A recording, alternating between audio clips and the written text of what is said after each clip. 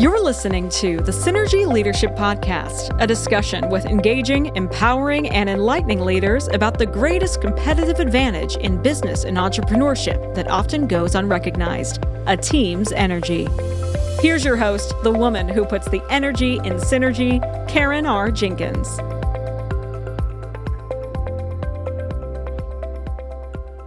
Welcome to this week's episode of Synergy Leadership. I am so honored to have an awesome friend and leader in our community, Mr. Ron Harvey, joining us for this episode. I'm so excited to have him here. I'm not even going to delay, Ron. I want you to basically give some background. Tell our audience who you are, a little bit about your company, and then we'll just dive in. Yes, Karen, first, thank you for what you're doing in the community. I love what your organization is doing, KRJ Consulting, and you putting on a podcast of Synergy Leadership. For me as an individual, some background for me, there are three things I kind of share with everybody. First is I'm a man of faith. That's super important, and I operate our business that entire way. Next, right behind that comes, I'm a family guy. So my spouse and my family is super important to our business and our success. And then after that, I want to serve in the community. I want to give back, and that's important to me. Doing something that allows me to be significant. At the end of the day, that allows me to be able to give back and make a difference in our community. So those three things are huge for me. And so I always want to be authentic. And no matter what I'm blessed with, I don't ever want to be seen as I've arrived or I'm better than anybody. I always want to be approachable. I want to be accessible. And I want to be in the community. And so I don't want to get to this place where, success gets in the way of me being who I am as a person. And I can attest to the fact that you walk your walk, you walk your talk, and you do all three things. I have seen you live it, and we are so blessed to have you in our community. So Ron, I know as the VP of Operations and Chief Operating Officer of Global Core Strategies Consulting, you understand the purpose, I understand that your purpose is to make a difference by inspiring leaders to excel through learning, growth, and adding values to others. Can you tell us why making a difference is important to you? Yes, I think you're the first person that's really on the podcast that I serve and opportunities that I get to speak, that someone really has kind of drilled into that particular question of they see it and I say it. But as I reflect on why does that matter to me, it goes back to me as I'm the youngest of 12. I have a twin sister, and I grew up in a community that was 80% African American or Black. And coming up in that community and seeing that life was not just that community. I had brothers that got into trouble. I had some of my brothers didn't finish school. And just, I was surrounded by things that, I went through race riots when I was younger. And just things that could have had a negative impact, if you will. And I can remember, I watched some of my friends, smoking weed or getting in trouble. And some of our young people were having kids before, they should. And I just saw things that just bothered me. And I didn't know at that time that I probably was born before my time, as the older people will say, you've been here before. But what happened was I had a brother that really set me down, and he was, wasn't taking the right path, Karen. And he said, hey, we're going to make sure that you don't start doing drugs. We're going to make sure you're not drinking. We're going to make sure you don't get into trouble. You don't join any of these groups. And we're going to make sure you get a decent education. And what he told me probably put me on a path to where I am today. He said, you're the one person in the family that can change the name of the family. Wow. Because that's what we're counting on you for. So when we see you going off course, we're gonna chastise you and hold you, get you back where you should be, even if we're not doing it.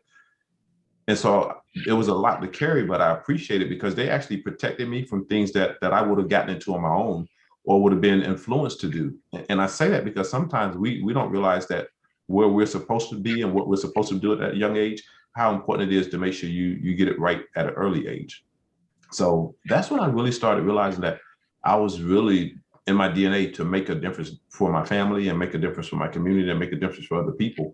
And I kind of, as I got a chance to start an organization, that was the one thing that stood out as a core value for me. Is no matter what it is that I get a chance to do, it has to make a difference. It has to do something that changed someone else's life, and it can't be about money. And so I've always lived by that. So our company, everything that we do, I say, hey, is it going to make a difference for what they're trying to achieve? Is it going to make a difference for what they can do? Is it going to give how do we help people do something they can't do on their own? Because if they can do it on their own, then it's not that significant. That is awesome. So, we call our podcast Energy Leadership Podcast, and it's really around the ability to lead oneself. Yes.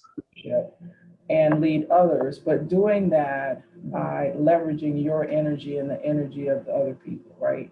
Now, and I tell people all the time, you're responsible for the energy that you bring into the room. And we get responses from people, and we don't always know why we got it, but if we do a self-check, it's kind of there in our face where we actually on what we brought to the table. But in listening to your background, you didn't know what you didn't know. Yes. But guiding light. You had a loving family that saw that they wanted to be there for you and help you and guide you. And fast forward, I see that within our community, we have a few people like yourself that are also helping small businesses that don't know what they don't know. Yes. That need that guidance, that need that brotherly support that you receive, that said, hey, look, we want to help you stay in the lanes and be like that little bumper guy. So share with us a little bit. I know you call yourself, excuse me, I don't know what's going on in my voice. You call yourself the coach's coach. So in reflection of your community efforts and what you do with your clients, why do you call yourself the coach's coach? Yeah, I think I was tagged that by some people that I work with that are coaches. And someone just says, hey, probably when I started my business a year or two into it, Karen, someone said, hey, you're the coach's coach. You're the person that coaches come to ask questions. And I embraced it. I thought it was nice. I thought it was a good title. But I also said, I had to pause and say, what does that really mean? It helped me get more focused on what I wanted to do and where I can serve best. And I grew into it where I look at people like you and I look at people like Placenta and I look at other people in our community. And those are the people that I want to come alongside and they coach me and I coach them and we play different roles in how we help each other. But I also want to be able to take the best of the best and help them be even better. And so I love working with people that have the mentality that success is not easy, but it's always achievable. And we have to determine what it is for ourselves. And so, I coached for the military for many, many years, and I got a chance to coach people that were in high-ranking positions that will make a decision that will impact 3 generations. Every decision in that environment impacts not just the person in front of you, but it impacts 3 to 4 people behind you. And what I begin to do is to coach executives, but here's where I think I really grew up a lot. I can remember coaching in a space where I probably wasn't the most welcome person to do the work, but I was the most knowledgeable person. Everybody had PhDs and I didn't have a PhD, and I felt at that point intimidated, but then I realized that all the PhDs came to me to really get insight and information on leadership.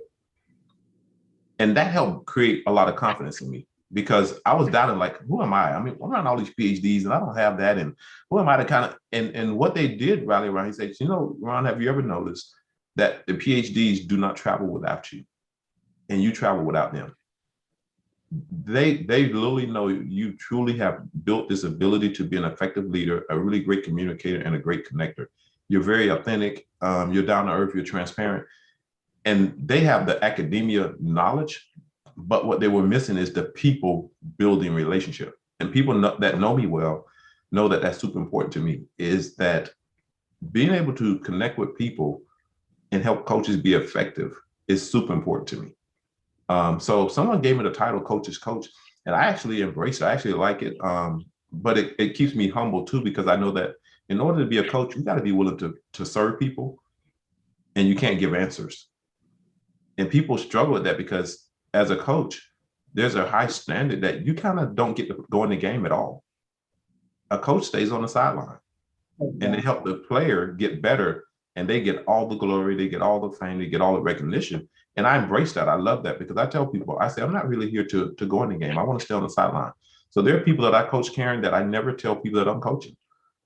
And that's important to me for confidentiality, but it's even more important. I want people to see them versus see me. I don't think a coach should be seen. If you're successful and I'm working with you, you should be seen. I shouldn't be seen.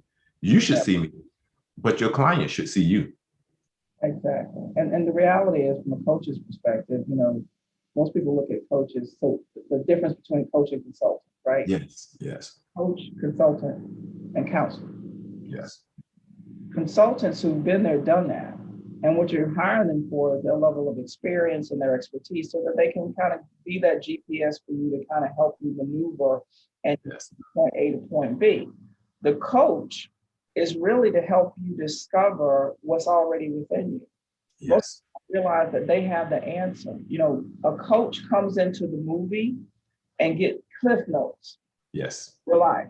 You have lived your life the entire life. The difference is the coach knows how to pull that answer out of you, whereas you kind of in the mix. So you're too far in the forest to see the trees.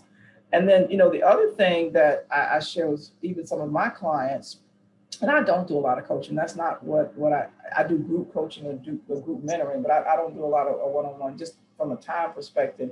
But, we get some people that we work with and they say they want to coach, but you're coaching them, and the coach's job is to help you discover where you want to go, point A to point B, yes, and then help you decide what that plan of action is going to be, and then help you move from point A to point B to C, D, and F. But every time we meet, you're still at A, right? There's yes, some things, and there's no forward movement. And a lot of that is because of limiting beliefs.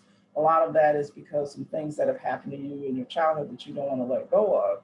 And that's times when the coach has to sit back and go, okay, well, we've been at this for, this amount of time. There's no forward movement. You keep going back to this. So now we have to look at, are you really needing a counselor? yes, You release whatever what I'm gonna call it energy. I'm an energy person. I believe that energy dictates our life, that we carry our energy like we carry our skin. yes, And collaborating that energy is a positive thing, but when you get in a room with a whole bunch of negative energy, that peels off on you too. So we have to be really careful about who we allow in our circle. absolutely. You're in my circle, and there's a reason that you're in my circle. Your mentality, your authenticity, just your servant leadership, and those are the type of people that I want to surround myself with.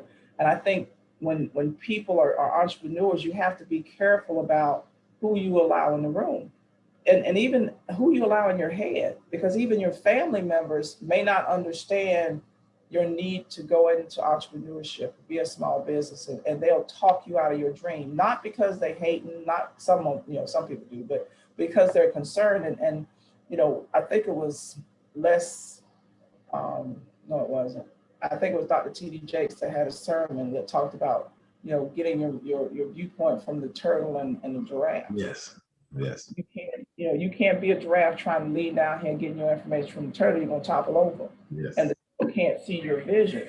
So when we look at, just our growth trajectory just with our circle, talk a little bit, Ron, about the importance of that network, about who you allow in your circle as a person, as a self-leader, as a business owner. Yeah, Karen. I mean, it's going to be a better time to ask that question. I mean, we have our 13-year-old daughter. She grows up and she begins to try to just make the distinction between friends and people that are associates, if you will. And that's important at 13 because everybody is like a friend. And that for me, her watching me and the things that I do, we're playing a game, in the car riding with Linda, and we're playing a game and says, hey, let's see who can name Daddy's friends. Her and her mom are going out this game of let's see if we can name Daddy's friends. And they're going down the list. And my 13-year-old is so inquisitive. She says, well, that's not really his friend. That's this person. And that's this person. And I'm listening because I'm feeling good inside that she's making the distinction between friend and associate for me. And I had never really paused to teach her that. And I say that because it's important to understand in our lives as adults or business owners or entrepreneurs or in the community. I treat everybody, fairly. I'm very, very cordial to everyone. But there's a difference for me as a friend and someone that I'm doing a business acquaintance or an associate. Right. And that's super important because none of us get there. None of us will get to where we're going to go by ourselves. And I know that it takes you and I to be able to collaborate and connect, and versus compete. And so my network is my net worth. The people that I associate myself with will determine the elevation I get to go to. And that's everybody in my life. So whether it's family or whether it's my spouse or whether it's my kids or whether it's you or whether it's the chamber, everything that's a part of my life actually has some input in my life. And I pay attention to what I allow to have access to, who I am as an individual. And I also pay attention to where am I putting energy out as an individual. So I will tell people that for me as an individual or anybody that's listening to our podcast, pay attention to the closest 5 people around you. And it will determine what your attitude is going to be. It'll determine your altitude. It'll determine how much energy you have. It'll determine if you're positive or negative. It'll determine if you're going to, whoa, it's me, or you're going to say, hey, I see that, but I embrace obstacles.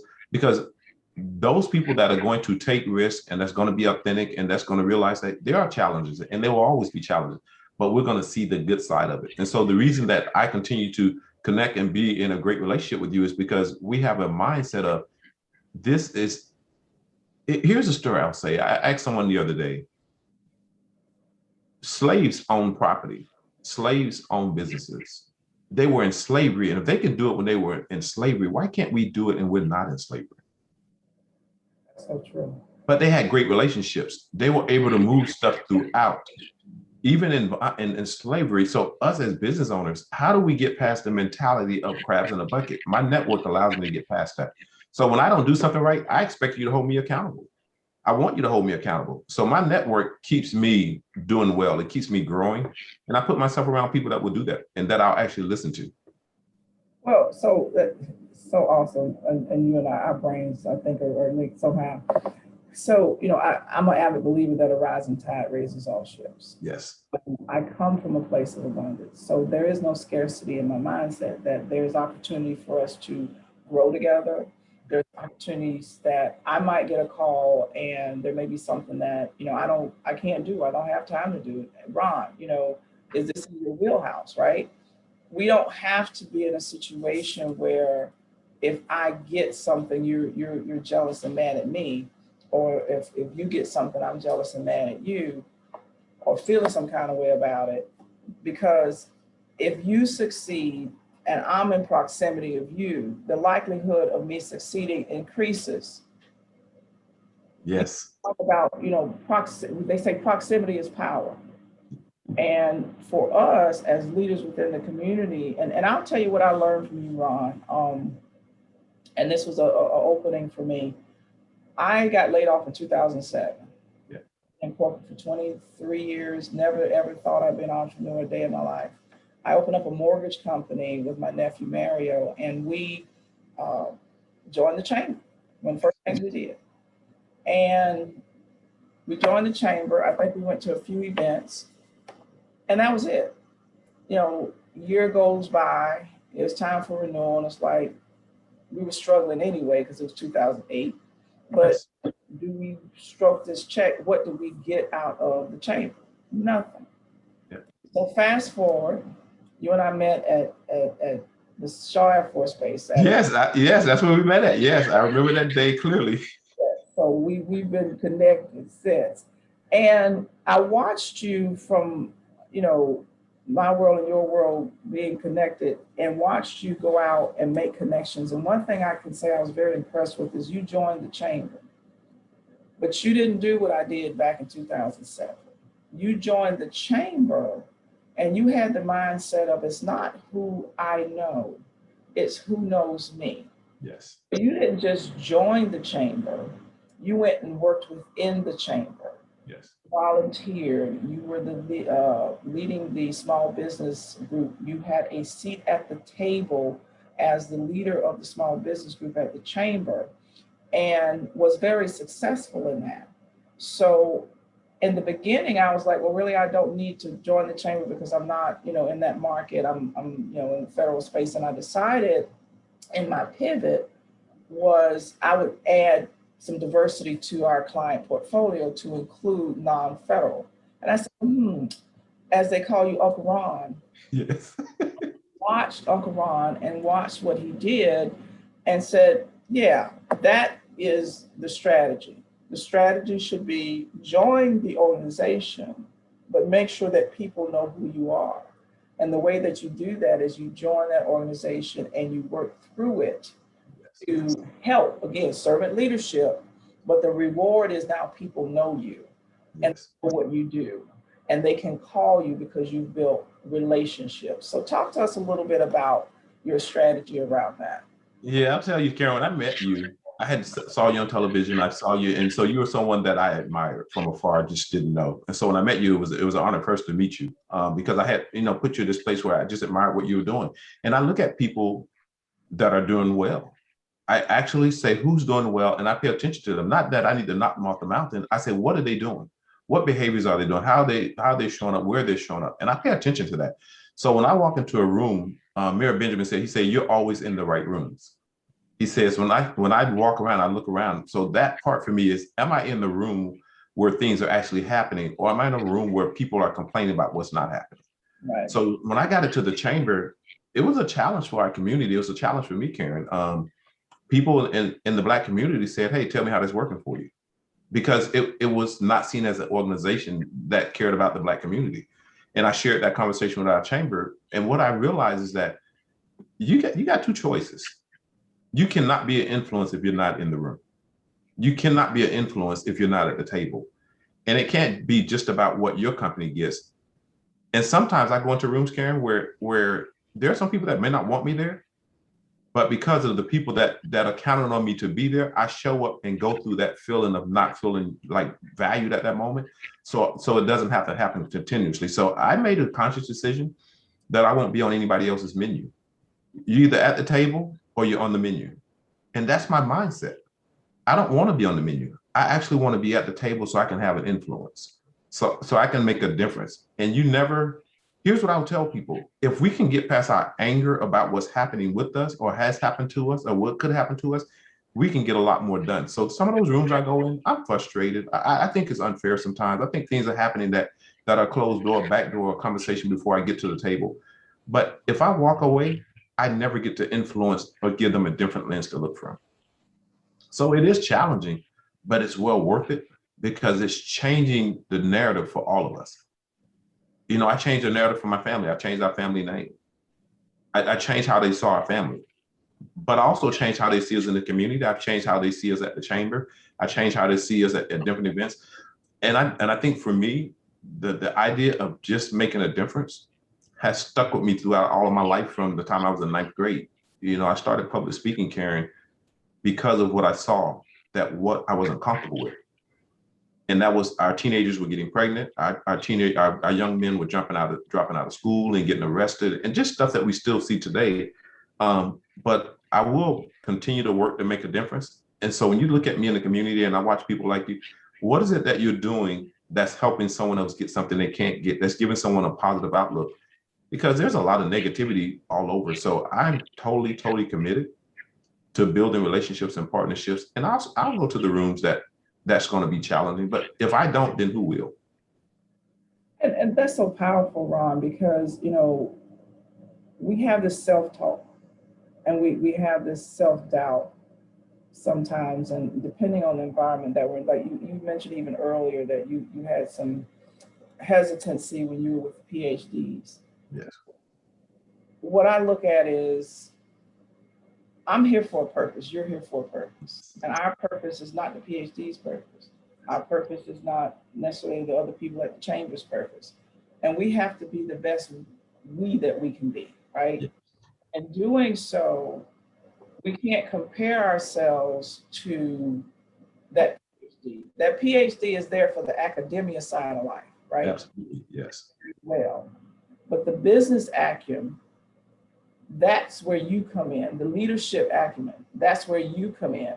I was blessed to be in both worlds at one point.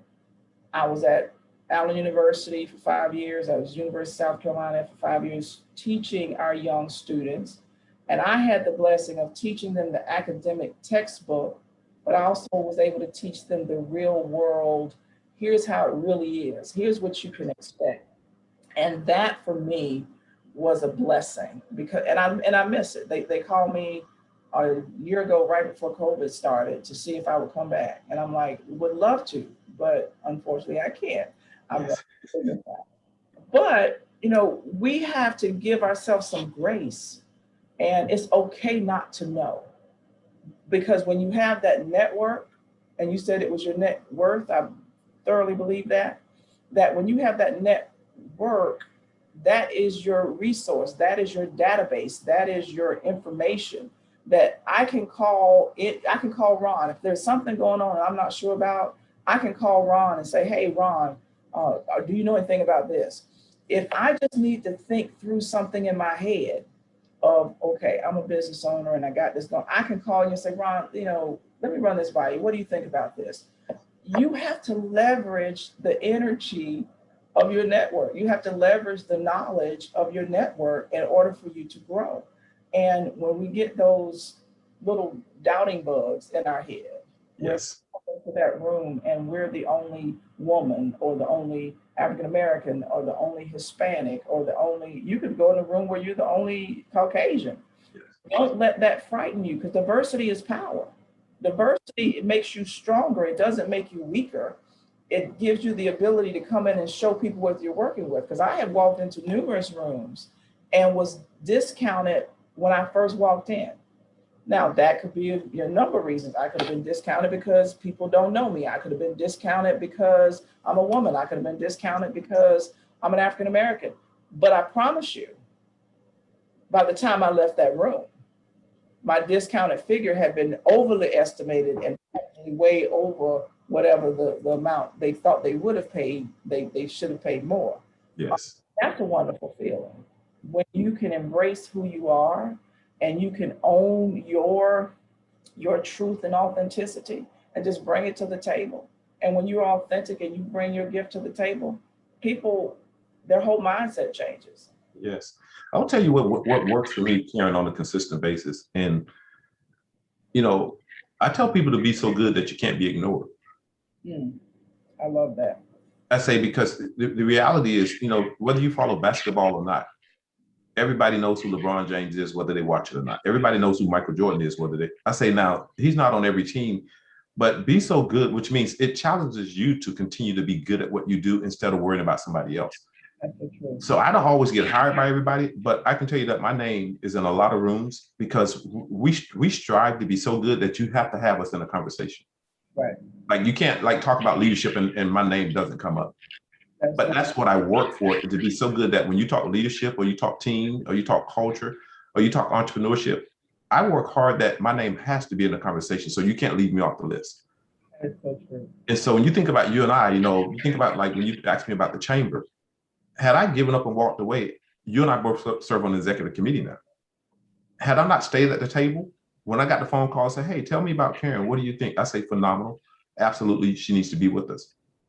That endorsement is because I stayed in the fight for 3 years prior to that to help them build, you know, credibility with me and that I'm going to do the right thing. So when you and I get these opportunities, these platforms, we may be the first, but we get to determine if we're going to be the last. And you're so right, because I'm there because of you.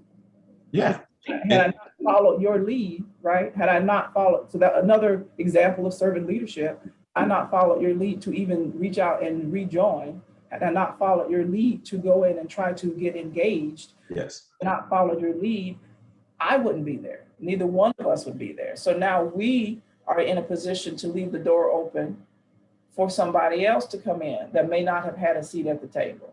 Yes. The blessing of serving our community and helping others from the ripple effect. You know, you throw a pebble in the pond and it doesn't just hit that one little spot, it trickles off.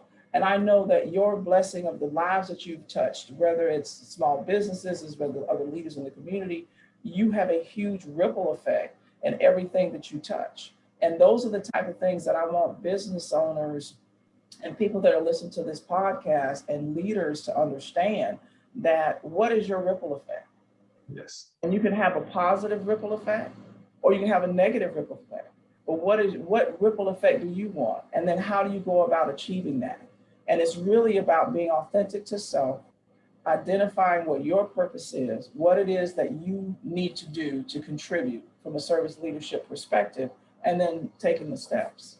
Yeah, and I think what you'll hear me say all the time, and it's in, I wrote a book. My wife actually, helped me decide, because I've been fortunate, Karen, and blessed that things come naturally to me, like in short little sentences or paragraphs. And one of the things I kind of coined a phrase that says, make sure your audio matches your video. And I say that no matter where we go, because people, what you do is much louder than what you say. And that's so important, because you can say you're a great company, but the work you do will speak louder than what you say out of your mouth. And that's what I try to help business owners understand, and people that are in service positions or leadership roles is, hey, I hear what you're saying, but show me what you're doing. That is so true. I mean, and we think about it from a parent perspective, children don't necessarily listen to what you say, but they'll definitely see and hear and follow what you do. Yes. And that same mantra follows us in adulthood, as far as being leaders to our team, being leaders within our community. You mentioned your book, and I definitely want to talk about that. So it's called Just Make a Difference, Leading Under Pressure. Yes. How does it help others to lead and create a winning culture? Yeah, first, I think for me personally, and for the leaders that are listening, it start with you. What are you really doing it for? At the end of the day, if you can ground yourself in your real purpose, and my real purpose is on the book, just make a difference. I mean, when I thought about titles and people gave me a lot of titles, I said, no, I want it to be what my core value is. The purpose that I'm on the earth is to make a difference. And I think all of us are. In different ways, I think everybody's here to make the world a better place than they found it, to make the family a better place, to make the community a better place, to make entrepreneurship better for the next person. And so that stuck with me. But what I tagged along on that is that there's always going to be pressure. Being entrepreneurship, I don't want people to take it. Karen and I may make it look easy. It's not. I'll be real clear. It's not. It's hard work, it's dedication, it's hours, it's getting past that you created this company that no longer, even though it's your baby, it can't be successful unless you bring other people on that you trust, that you can help you to get your vision to become true. So it's a lot of letting go, a lot of things, because, when I started the company, I had my hands on everything. I don't anymore. I was involved in a lot of stuff. There are a lot of things they pulled me back on my team from, but it was a lot of pressure from my family, from my friends, from the community, from my spouse, from the kids. Everybody was watching in the first 3 years to see if I would make this, if I would last or survive. So when I think about pressure does one or two things. Pressure either pushes you forward to keep going, or it makes you give up. I use pressure in a manner that says, okay, you know this is coming. Keep going, keep going, keep going. And the beauty of it, Karen, people actually started cheering for me. People actually started advocating for me. People actually started promoting me. Pressure in my relationships have actually, my name has been put in rooms I've never stepped in before, because I made a difference for someone that they say, no, you need to talk to Ron. Hey, if you're thinking this, you need to probably reach out to Ron. There's not a conversation that if someone thinks about the Columbia Chamber, especially if they're African-American, that someone says, call Ron. And now your name is on that list with us. Reach out to Karen. I personally get phone calls that I say, yeah, here's what's really happening, but I'm really transparent about it. The chamber's not for everybody. And I don't make it like it is. Nothing's for everybody. But based on what their purpose and their vision is, I tell them, yeah, it's going to take you being able to be present and be at the table, and don't make it just about you, or you're going to be disappointed. And you're going to have to be engaged. Right. It's hard to, how would I say this? Visibility gives you accessibility. Mm-hmm. What do you do with the access is up to you. But if you don't even show up and I don't see you, out of sight is out of mind. Exactly. And we've been learning that in our culture forever. Out of sight is out of mind. So I tell business owners, don't be so humble that you become invisible. You have to make that, you have to, as again, we talked about it before. It's not who you know, it's who knows you. And yes, and what you do.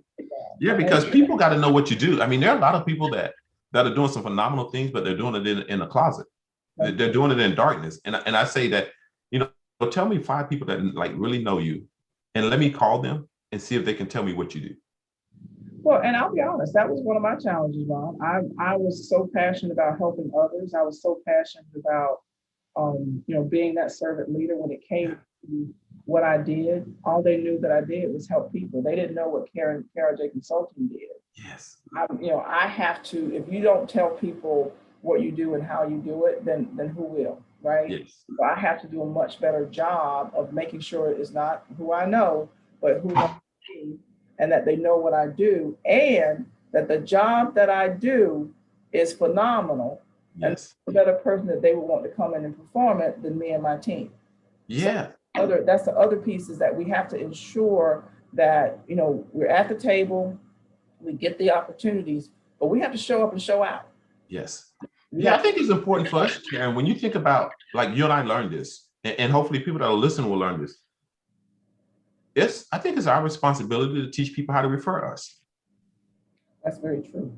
It's our responsibility to teach, because, if I can talk about KRJ Consulting in a manner that does a good validation for they should really speak to you. And I've done that multiple times. Say, you know what? That's not what I do. And I've done it at the chamber. Hey, what about this? Hey, I know you like me, and I'll probably do a decent job, but if you really want a great job, let me tell you who you really need to call. That's only because of our conversations. And I've recommended you for speeches. I've recommended you for workshops. That could I do? Yeah, I could, but it wasn't really my wheelhouse. And I think that we got to be really mindful. Don't try to do everything and be everything to everybody. And the things that you're good at, Karen, I'm going to recommend you way before I put myself in there. Now, if you're not available and I need to backfill for you, I say, yeah, I can cover that because Karen's not available. But there are things that you naturally do better than I do, then I should recommend you because you've taught me how to do that. But for the business owners that are listening, have you done a great job, not a decent job, not an average job, a great job of teaching me how to refer you? It's good that you know your elevator pitch, but can someone else pitch your business? Give them an example. What does that look like? So this is the audience, and I'm going to have this audience pitch you to somebody. So yes, teach them how they're going to come back and pitch you. Share. Yeah. So if I'm teaching Karen and we're going through it, I say, Karen, here, if you're ever in the room, I'm gonna give you 3 things to pay attention to that will help you know when to drop my name. I say, if you hear that a company or organization is having a tough time with trust in the organization, with their leadership and their frontline employment, if trust is an issue, we're phenomenal at helping organizations build trust. If there are silos in the organization between different departments, and we say that in every department, I say we're great at bringing and closing the gap. We're a relationship company. We help companies deal with silos. And if turnover is really, really high, we're phenomenal at that. So if you see any of these 3 things, that's a perfect time to insert our name, because we do that easily and we love doing it. I love that, Ron. I love the fact. And so now people have a way of doing that. Now people know what to identify your key differentiators. Yes. Identify those things that you do really well, and then share with your audience the same way Ron shared with us what he does. Now we know if we're out in the world and we got people that, again, have trust issues within the organization, that have silos in the organization, or that have a lot of turnover in the organization, we want to be able to give Ron's information or refer them to Ron. So Ron, while we're at that, there's a couple things that we're gonna wrap up, and okay, we're gonna have a part 2. Okay, yes. The first thing I want to know is, how can someone purchase your book? Yes. Yeah, we're on Amazon. And so if you go on Amazon, we do have it out there. And if you put Just Make a Difference and put Leading Under Pressure, it will automatically populate and you'll see it on there. And I want to caution people that get it. This book is really direct quotes. So if you're looking for something that you can read, like, on a nice break, or, you're doing something quick and easy, you have 10 minutes, grab it. But here's what I will tell you. Every page has something you can use, like right now today. And so when you go and you look at it, I'll give you the cover of it. If you go there and you look at it, it's on Amazon. And so Just Make a Difference. I struggle with put my picture in, and my wife like, why not? Because, humbleness, I don't want to feel like this, like people got to have my photo. And I don't know if I wanted it all over the place either, but my wife convinced me and I was okay with it. But it's on Amazon. And really what it talks about is it gives you those little bite-sized bits of information, Karen, that allows you to stay focused. So one of the things that don't lose because you refuse to adapt to what is necessary.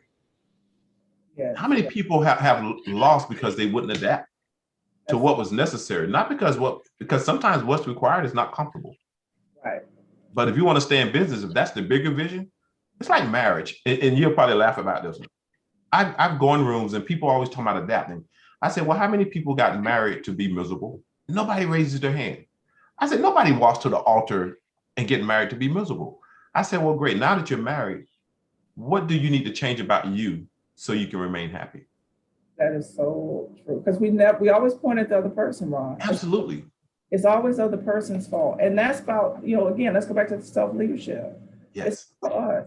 And so I'm getting ready to take you down a whole nother rabbit hole. So we will have a part 2, Ron. I promised audience that we'll bring Ron back because I did promise him that we would only hold him up for 30 minutes. So Ron, two more things. Yes. One, well, actually 3. So Okay. What source or resources do you look to for your own professional development and increasing your level of synergy leadership? What resource do you use for your self-development? Yeah, and the first one is the question: who is your mentor? Is my very first source for me in my growth. Who's mentoring you? If you don't have a mentor, then I think that's a misstep for us. Find a mentor is the first thing I will tell you. Then the second thing I'll tell you that if I was to scan my room, I will have a different book. Now, this is going to be a challenge for some people. Every single month. Leaders read. Leaders must read. What I learned in my MBA program, Karen, is obsolete. And the only way I stay current is I continue to read. So if you're going to be a leader, you're going to have to be okay with reading, and not just one book a year. You're going to have to be able to read. And what newspaper are you reading? What articles are you reading? What journals are you reading? What publications are you reading? That's in your industry. So find the things in your industry and start reading those. And the third thing I will tell you, Karen, is two things. Who are you really hanging out with and having lunch with and conversations with?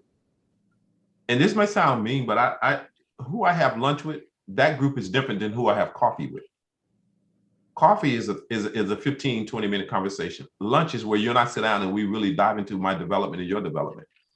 Coffee is a touch point. Lunch is a growth point for me. Awesome. So you look at eat, learn, grow. Think about it. Eat, learn, grow. That's over lunch. Coffee is a touch point. That is so true. And so when I go to coffee, I know it's just a touch point. When I go to lunch, I'm actually going to grow with the person that I'm having lunch with. So who are you eating lunch with? It's super important for me. And then the third thing is, what conferences are you going to? What classes are you taking? What are you doing once a year at least? If you can do more than that. Where are you professionally growing? And not just reading on you can do stuff virtually now. What are you enrolled in so you can professionally grow? That is awesome tips. And you and I share all of them. Yes. Those that are busy and you may not be able to slow down enough to sit down and actually read. I read in the car. I have an app called audible.com. Yes. Amazon owns, and I am listening to a book on tape. There are free versions you can get through the library. I think it's called Hoopla here locally. Yes. That if you wanted to get a free version of an audiobook, but Willie Jolly is one of my mentors out of the DC area. He's a professional speaker. Willie came and spoke to us at the old chamber office several years ago. And one of the things he said that he learned early on is that successful people and millionaires read no less than 2 books a month. Yes. He wanted to be an overachiever, so he started reading 3. But the way that you can do that is, one, limit the television, limit the social media, and use the audiobooks. And those are just some great tips of how you can actually get at least 1 book in a month if you're trying to get that growth. So the last thing I'll ask you, Ron, two other things, is if you could give one piece of leadership advice to our listeners, what would that advice be? I mean, you just said it, Karen, a nugget you just dropped. Get out in front of the television. I don't watch TV. People are really, my family knows I don't watch television. And so if I can give, it's amazing that people will watch a show about how to become something on television when they can actually become it by doing it. And so I would tell most leaders, reduce the amount of time that you're finding yourself, behind the television and sometimes even electronic media stuff. So I'm not a huge Facebook fan. I'm a business owner, Instagram and LinkedIn. All those are phenomenal tools. But for me, build relationships, authentic relationships, have a real conversation with Karen. Pick up the phone. Don't send an email. Don't send a text. If you want to reach me, I'm accessible. Build an authentic relationship with the people that you need it with. That is so true. And I don't do the TV thing either. At night, I might watch Perry Mason. Yes. Oh, hey, we aging ourselves now. They're like, Perry Mason. That's it. Otherwise, I'm out. So, Ron, thank you so much for taking time out of your busy schedule to share with our Synergy Leadership audience a lot about just how to be an authentic leader, how to be a servant leader, and just supporting our community overall. So Ron Harvey, the coach's coach, if our audience needed to get in touch with you, how would they go about doing that? Yeah, the best way to reach me is rharvey@gcs.consulting is the easiest way. That comes directly to me. And I do respond to all my personal emails. And then you can always call our office at 803-764-1554. Or you can just go to our website, Global Core. That's www.gcs.consulting. And you'll find a contact sheet on there, and you can schedule appointments with us by using our calendar there. Thank you so much, Ron, for joining us today. We will definitely have you back for part 2. And to our audience, thank you guys for listening in and tuning in again. Be sure to go out to our website, www.krjconsulting.com, to take the Synergy Leadership Assessment. That's a free tool to help you leverage the energy that you have and the energy of your team. We look forward to seeing you in our next episode. Thank you. Thanks, Karen.